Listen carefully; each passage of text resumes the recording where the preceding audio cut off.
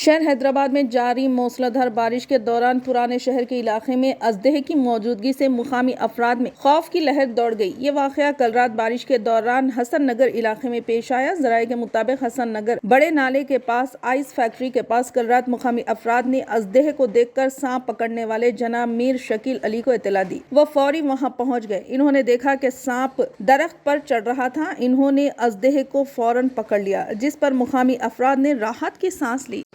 ये तैयारी कर दो क्योंकि हाथ पकड़ लिया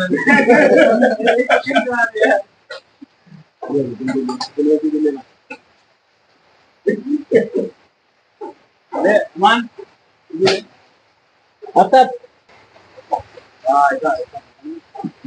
तो बात में झंडा दे दो झंडा हाथ में तो नहीं कर सकते, झंडा चलेगा बहुत